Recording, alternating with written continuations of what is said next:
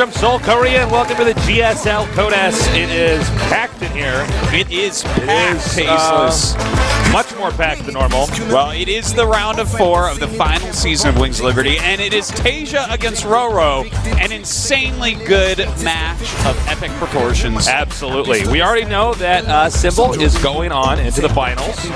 So now it's going to be between these two guys. Don't you wish our finals could just be a 3-way free-for-all between these 3? That would be the greatest thing ever. Wouldn't that be the best You finals? and me playing in it too for some reason. Maybe we'll win too. We can keep casting while we're playing. No.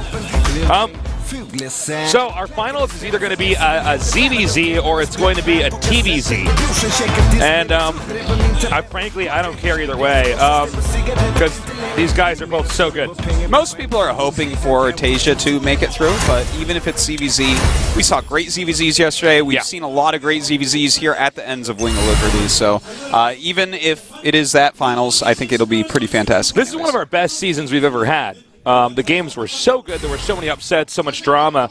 And, you know, I got to say, kind of a surprising Final Four that we ended up with. Yeah, it's not some of the names that you would really think of. RorO, like, for instance, or Curious. Even though those guys have done very well for themselves, you don't really think of them as necessarily people that will be top 4. You look at some of the players that fell out in the round of 8, though, and you're like, well, these people like MC, Parting, people like that, those are champions that we've seen multiple times. Yeah.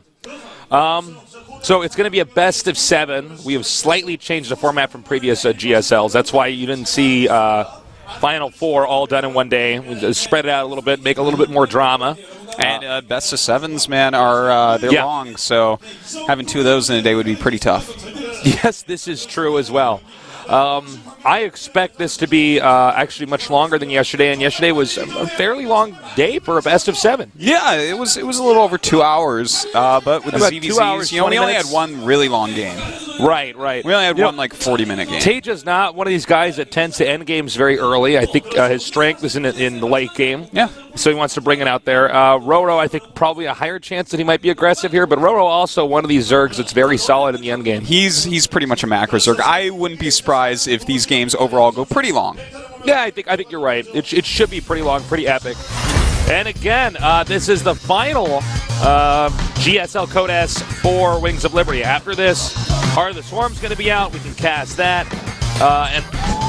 So essentially, we're getting so close to crowning the best Wings of Liberty player before we switch over. That's right.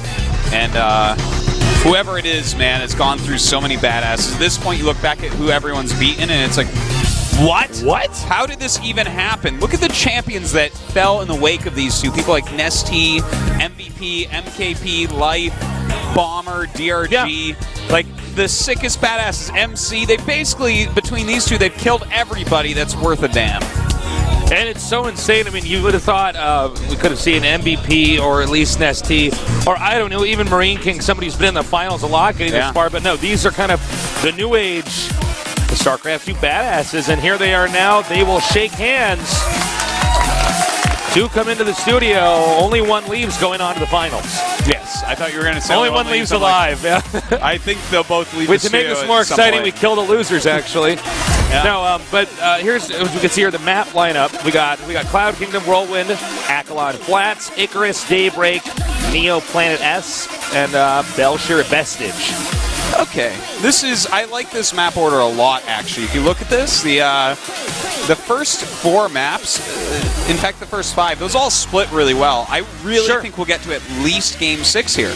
And that's good, because when you get to at least Game 6, it's a close match. Yeah, I mean, right off the bat, I'm going to say, at least for the first 2, I want to look at this. I would expect TaeJa to win on Cloud Kingdom. I would expect RorO to win on Whirlwind. Yeah, and then you move beyond that. You would expect a RorO win probably on Akalon, and probably a TaeJa win on Icarus, right? Yeah, sure. And then Daybreak, that's a skill tester right there, man. Yeah. That might be our most important map, actually. It could map be. Number 5. It could be. You know, I think actually Cloud Kingdom and Daybreak, map 1 and map 5, are the 2 super important maps. The person who wins those 2 maps wins. Yeah, I gotta agree. So, let's talk for a second. There's more stats if you guys want to read it here involving the histories of these guys. But I'm just wondering, what if RorO actually beats TaeJa and then RorO wins the GSL Code S? I think that might happen. That might actually happen. I haven't really considered it up until now. Yeah. But it could be the case. I actually think the guy that I is what think will happen. well, basically nobody thought was going to win a GSL Codas, at least not this one. When you have a look at the lineup that we've had here, a complete dark horse goes all the way to the top. I think he has such a great chance, man. He's such a strong macro zerg. I remember when this guy first debuted, something like, I want to say 4 or 5 years ago in StarCraft 1. When he first debuted, I just looked at him, I said, this zerg is something special. And he's showing it. He's such a great mechanical macro zerg. He's very smart. He makes great decisions under pressure. I absolutely think he is going to win the season, Tasteless. Well, he could. He could. It would be our first Kespa win in GSL. I think TaeJa out of our Final Four, probably the fan favorite. I have to agree with you on that. I think Symbol's got a lot of love behind him too, but someone from Team Liquid. Exactly. And you guys haven't. I know not everybody that comes and watches our show actually goes to StarCraft sites, but TeamLiquid.net. That's, of course, the team that TaeJa's on, but it's also a great resource. There's so much good stuff on there. It's a very popular English website for StarCraft. It's a very popular English website in general. Yeah, that's true. Well, it looks like we're getting ready to do this. The players have requested that we start, so the game is now loading. It will be a best of 7 here. The winner goes on to face off against Symbol in the final Wings of Liberty GSL Codas. 2013 타이식스 GSL 시즌 1.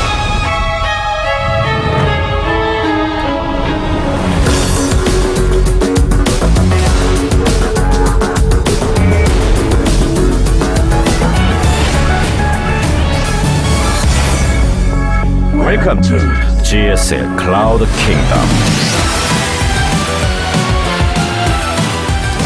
And we will now introduce our players. Over here in the upper right, we have the only Terran left here in the GSL Codas. He is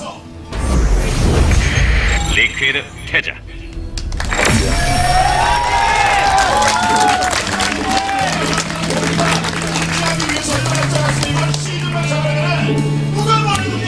And in the bottom left starting location, we have a player who nobody thought was going to get this far. But here he is now. He is RorO.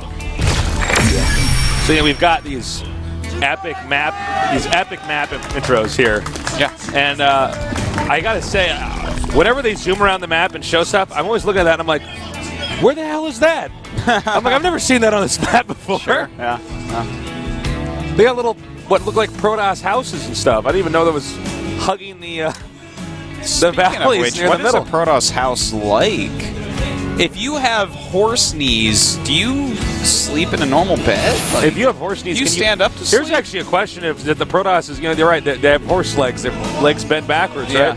Does it mean that if a Protoss goes upstairs, it can't go back down?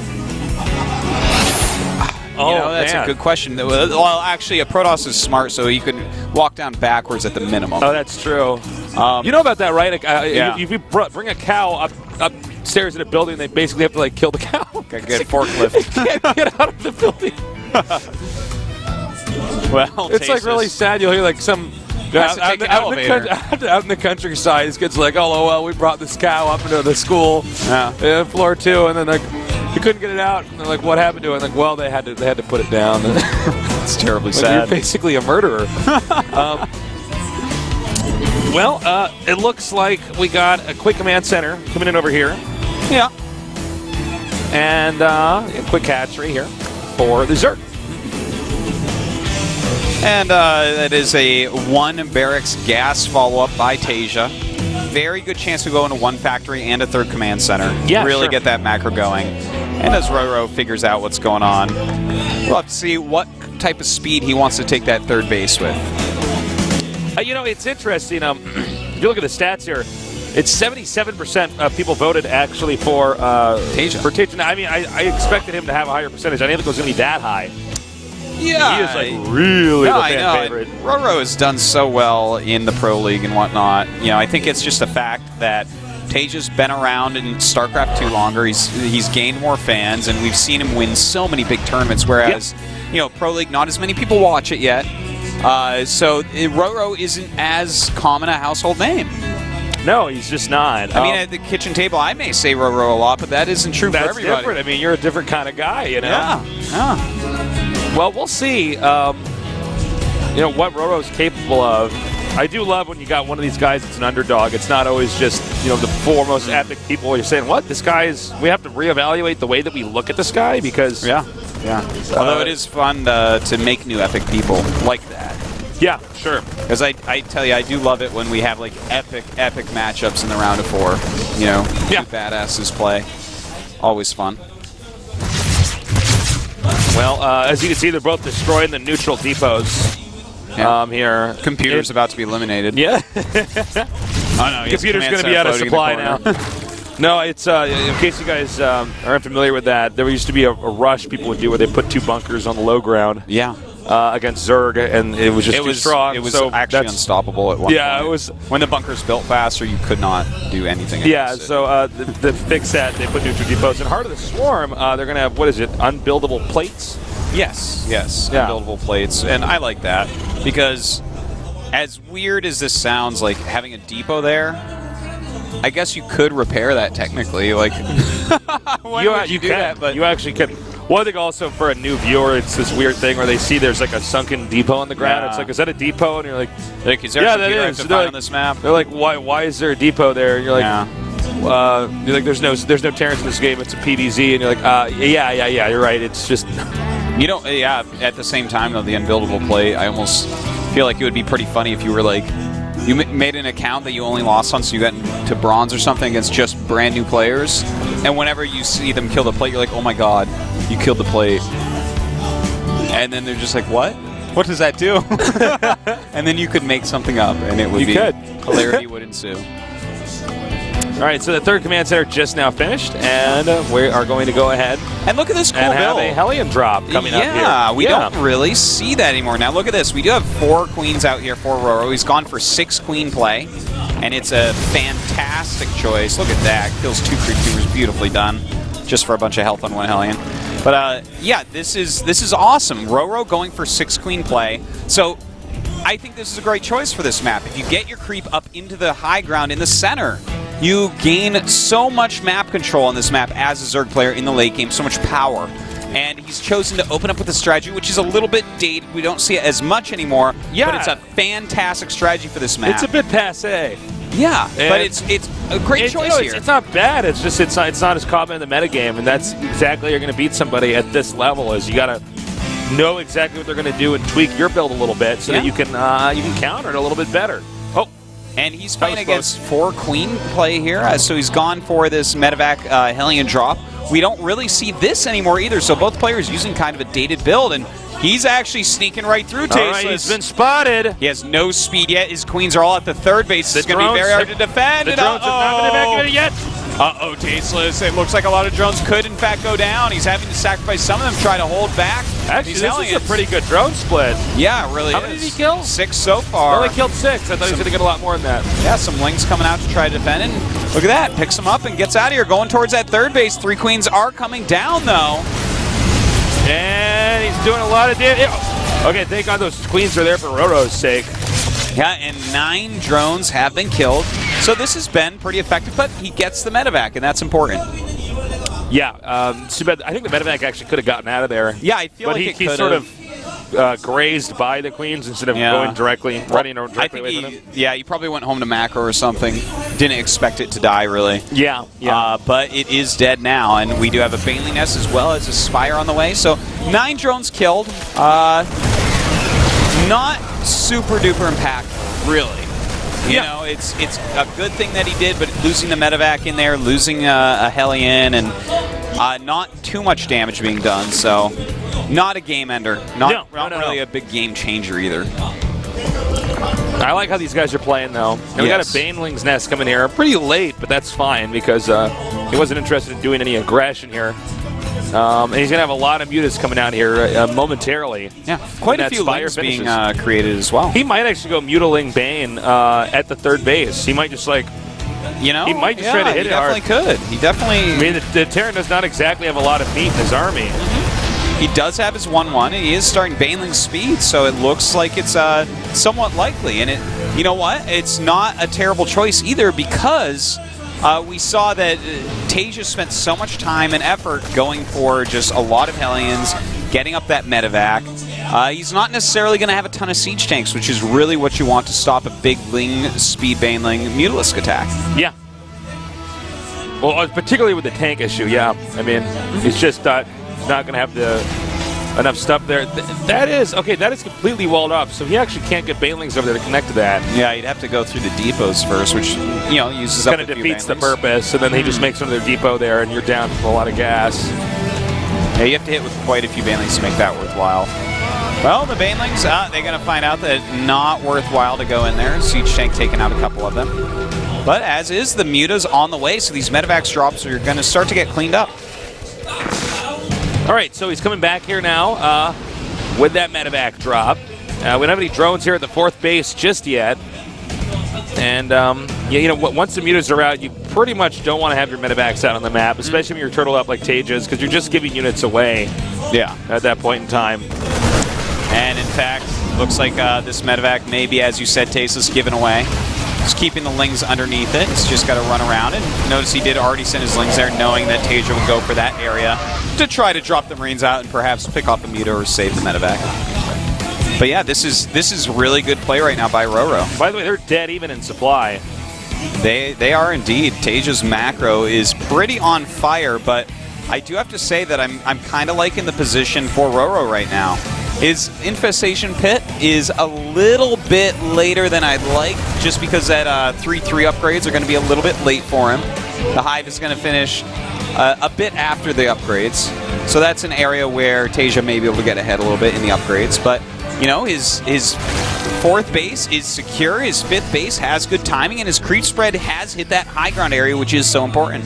You know, a lot of this is going along how we predicted this game to look, was that both these games should be pretty long, because as you can see, they like the late game. Yeah. So nobody's interested in doing anything too dramatic early on. And by the way, that is a sick creep spread. It is. By RorO. Oh my god. You know, my favorite part of this creep spread? Look at the right side of the map. He's done it behind his 4th base as well. Yeah. So he's got creep coming in from all sorts of sides. It gives him more vision, more speed, more mobility. Even if he doesn't use that area much, that's useful creep spread. Yeah. As the Mutas are retreating now. And he's going to make a planetary over there. Okay, so he's going to send these Marines out here and scan. He just wants to try to get as much creep as he possibly can. I don't think this is going to really help that much. Yeah, you know, he's pushing it back a little bit, but there's so many tumors that he just instantly respreads. The 3 queens out in the center still pushing their tumors forward. And, you know, TaeJa has to take that base over to the right side. And this is what we've seen recently in this matchup on this map. That's always the base that they're taking. But already RorO's taken additional bases, knowing that that one's going to be hard to hold. I love this. RorO is playing just so well, but to be honest, TaeJa is also. All right, now he's got a nice spread here. No, that's not all of his army over here. Now he's hitting the rest. He was waiting for a counterattack. Coming here now and hitting hard. He takes out both the tanks. No, just one of the tanks. Yeah, not the most effective push, but he didn't really lose enough to make it too bad. Well, he just remakes those depots and keeps pushing down there. You know, yeah, one very annoying thing as well, he supply capped TaeJa for quite a bit at 180. So TaeJa's max that should have been hit right now is not hit. All right, now I think he might actually counterattack again over there at the 3rd. I think he's a little bit anxious about hitting this base we see down here. TaeJa, I mean, Tasteless. I just called you TaeJa. Tasteless. I am completely in love with RorO's play. Look at this. He's taking both the corner bases. This one will be cleaned up, but he's got such the right idea by taking everywhere. And, oh, man, that one Marine's still left alive. But the RorO's play here is so godly right now by taking these extra bases. But TaeJa also hitting these bases very well. Taking out the he's splitting up his now. army really well. And now hitting that hatch. And that hatch is not going to be killed off here, obviously. But if he keeps just spreading out like that, he might actually keep on taking out these bases, and that's really going to slow down RorO. And a couple more starports on the way. So this makes 4 starports are going to be up for TaeJa who sees that the Greater Spire is on the way, and in fact, RorO just now starting that Ultralisk Cavern. You know, so far these guys have both been so solid. Nobody can really take the other one out in any way. Yeah. No, he's really getting aggressive, stimming down here and hitting that hatchery really hard. I don't know if the Zerg can actually get over there in time. The Zerg's now going to... well, did he get the hatch? He did get the hatch. Excuse me. And look at this, a flank from all sides. Infestors coming up everywhere. Beautiful fungal growths. Oh, but wow. does he actually have enough to take it out? Yeah, he's fine. He can actually get back out of there. Because, you know, normally what happens is that you get the hatch, but then they kill off all the tanks, and it's kind of like everybody's back to square one. You know, that was such a smart and nice flank there by RorO, but TaeJa holding strong with such a strong army, and now he's removing the creep in the middle, which is one of the most important things you can do on this map. Yeah, he's doing a fantastic job, and I like how he's regrouped here. He had some of his army back there ready to defend the third. Now he's going to go over here and hit this base at the far, far left. And that's smart, because I think if he hit the bottom right base, the risk of a counterattack would be too strong. Oh, he needs to raise the depot. He needs to raise the depot. Counterattack towards the main base right now. The Muta's going to go after the siege tank. If he can get up into the main and do enough damage, that is going to be terrible for TaeJa. The main's not actually walled in entirely. In the meantime, we do have a single Broodlord trying to hold the center. Not going to happen, Broodlord.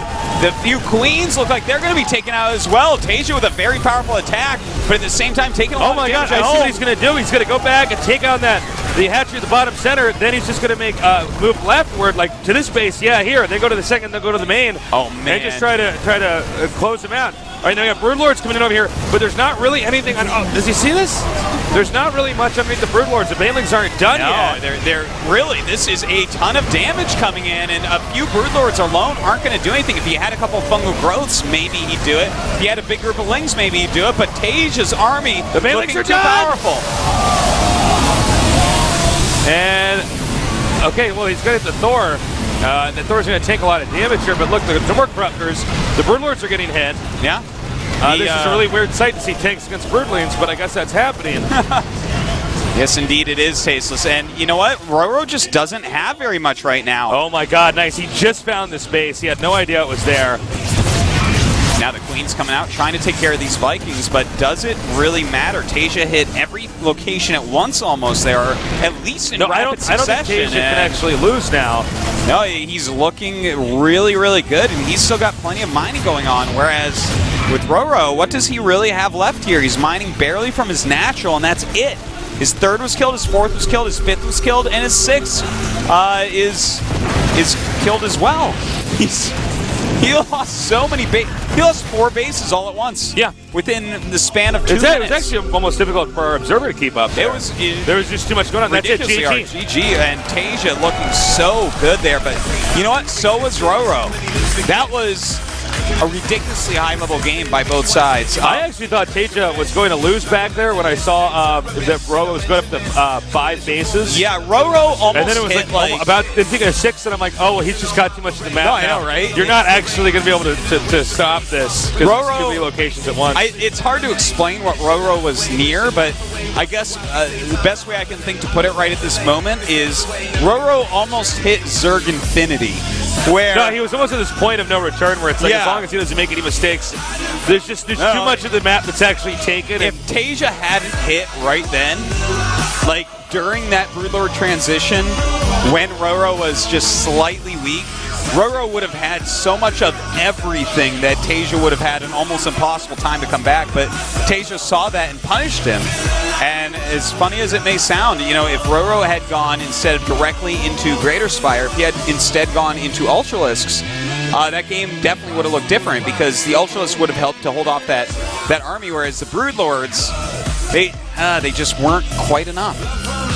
Man, really scary stuff there from RorO. Now the question is on Whirlwind, what is TaeJa going to do? Because that's a map where RorO can get to the point we saw in the last game a lot easier, and it's a lot harder for any Terran, not even TaeJa, any Terran to play that whack-a-mole game where you're actually taking out all these expansions popping up everywhere. It's true, and one of the best mechanical Terrans in the entire world, Innovation, even he chose for a complicated, cheesy build on this map. Yeah.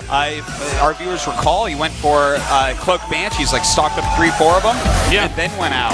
And when it didn't work, he just left. So what will TaeJa have planned? We're going to find out soon as the game is now loading here at GOMTV.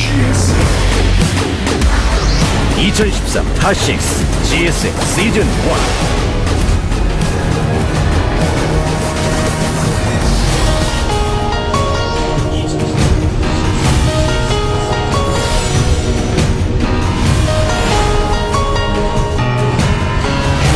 Welcome to GSL Whirlwind SE.